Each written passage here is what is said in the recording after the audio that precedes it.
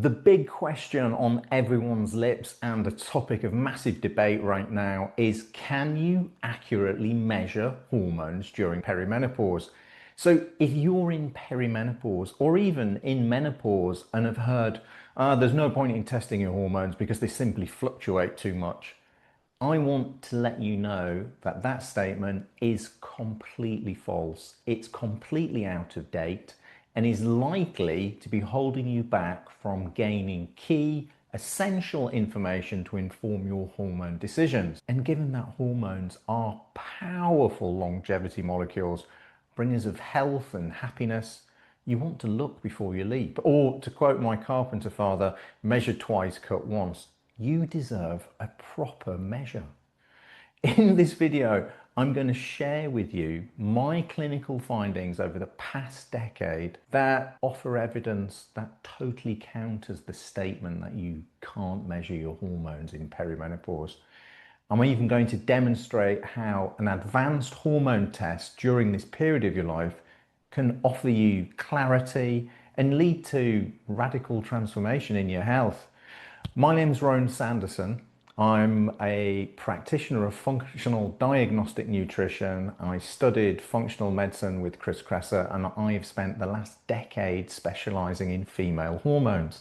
In fact, over the last 10 years, I have been guiding females out of this hormonal labyrinth. This is largely achieved through our program Renewal. I've logged over 10,000 hours serving perimenopausal and menopausal females, and I know for a fact that testing is pointless is a mindset that hinders renewal and removal of the symptoms. I have seen with my own eyes countless times there is a clinically proven solution. So why do most doctors say testing during perimenopause and menopause is pointless? The truth is, your hormones can vary wildly, especially in perimenopause. In menopause, not so much so. Another truth is that a regular blood draw is not the most accurate way of testing your hormones. Sure, it can be a useful tool, but it simply does not capture enough data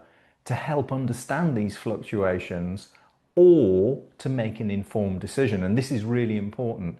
The fact is that, with respect, most doctors don't simply know about a better or different test. Even endocrinologists don't receive ample training for serving females going through these hormonal changes. Why? Most of the latest testing was not around whilst they were still in med school. It's no one's fault. It's simply that the landscape is evolving rapidly, and what we know this year is vastly greater to this time last year. We've updated and upgraded our own amazing flagship course Renewal now 3 times in 18 months to reflect the latest science. And it's so cutting edge that we actually have doctors and endocrinologists on the program. For example, just look at your iPhone and see how different it is to the one you had in 2015. It's totally different, right? Same thing, hormones and hormonal testing. The chances are that your primary care practitioner could just benefit from a handset upgrade and a software change. All of this is said with compassion and respect to those amazing caring practitioners out there. We're all in this together. It's just we need to up our game to serve you better. So when you put all of this together, you can see why the belief develops that testing is pointless and why you women are just simply not being adequately tested and given the essential information that you deserve to actually make informed decisions. So why is limited or no testing causing problems? Well, it simply leads to a guessing game. Where are your hormone levels at? How are you processing them? What should you actually do to remove unwanted blockages in their metabolism, squash symptoms? This lack of clarity leads to both despair and countless trial and error solutions. You don't deserve either of these. Without adequate testing, you are left fumbling your way through this hormonal labyrinth, and you deserve better. You deserve clarity. You deserve clear scientific data. So okay, all of this is great, but what is the solution?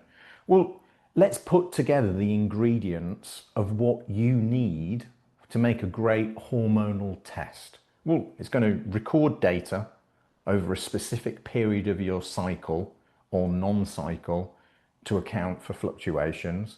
It would measure your hormones at the very end of your metabolism process in the urine. It would clearly demonstrate not simply your hormonal bank balances, which is important for you to know, is estrogen greater than progesterone, etc. But it would also show how your body is spending those balances, how it's metabolizing them. This is key to protecting your health. It would also provide you with clear and essential data around your cortisol curve throughout the day, what it looks like over 24 hours, not at one single point in a 24-hour period. This makes zero sense to me, by the way. Imagine the weather report just showing the temperature at 15:30 in the afternoon. What clothes do you need to put in the morning? Do you need to put the heating on at night? No way is 1 point adequate enough for you to make an informed decision. No way. In fact, it can be massively misleading. It would leave clues to other issues that would be causing hormonal balances and gut issues. So if we add all of these ingredients together, can you imagine the benefits and how much easier it would be for you to say, we need to do this? You'd have clarity, you'd have accuracy, the ability to make an informed decision from accurate data. And then, most importantly, the reassurance and the peace of mind that you are no longer guessing, that you are working towards a credible, science-backed solution. Well, the good news is that we have this test and we have been using this test that ticks all of those boxes for over a decade. In fact, I've read over 1,100 of them.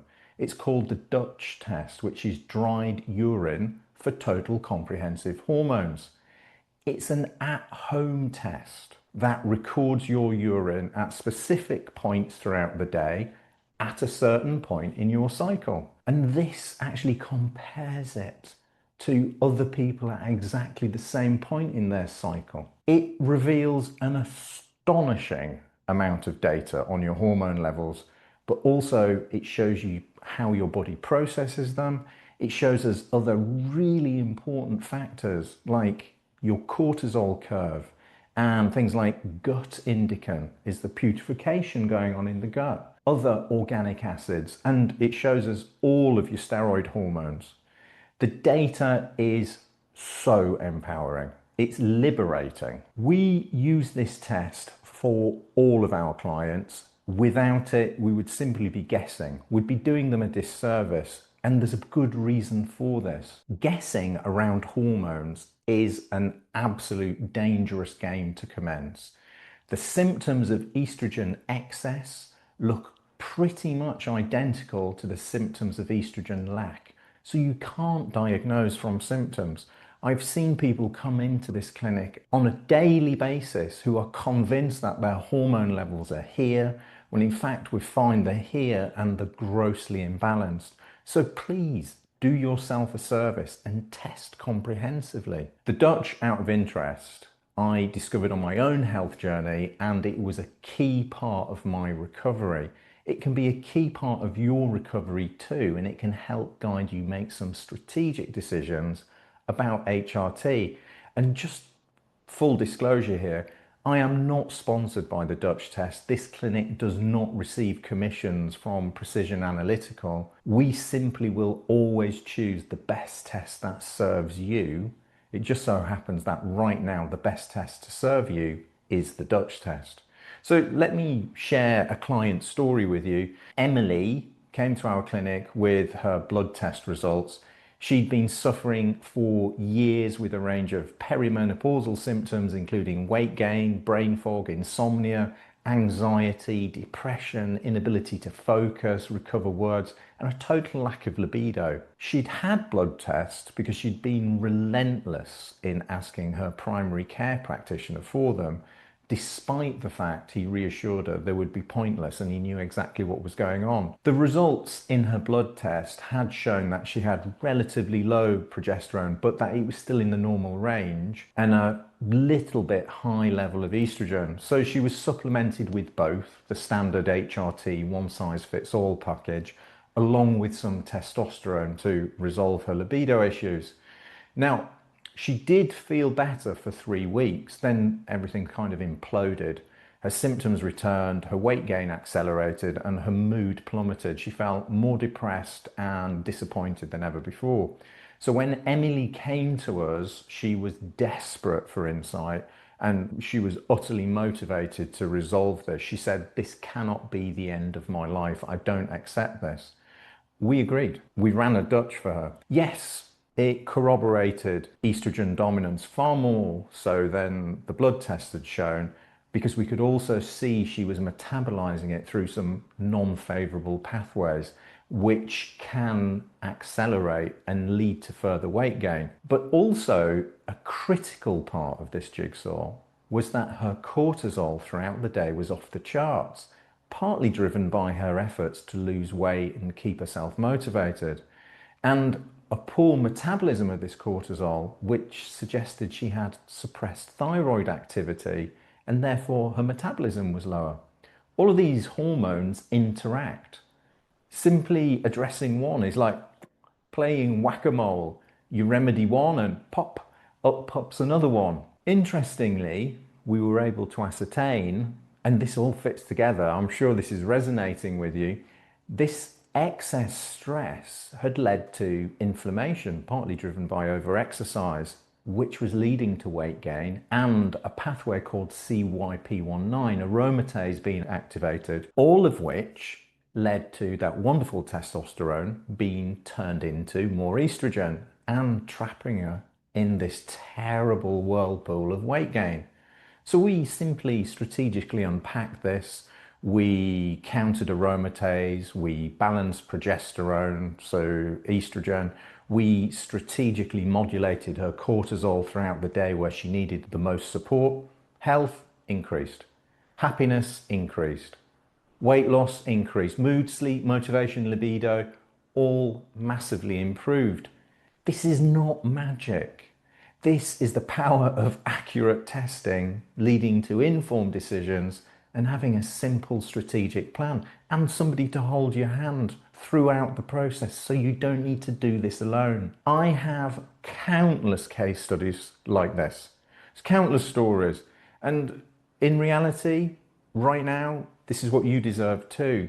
So let me share a final thought. So many doctors, with the best intentions, believe there is no way to test during this period in your life in perimenopause. I believe otherwise, and I dare to say it's immoral to not test you before supplementing with any hormones. These are powerful molecules which can change the course of your life. So let's get it right. If you want to learn more, or this resonates with you and you want to know about how we use the Dutch test, please feel free to follow the links in the description below and learn more about our program renewal. Thanks for watching, and I look forward to serving you.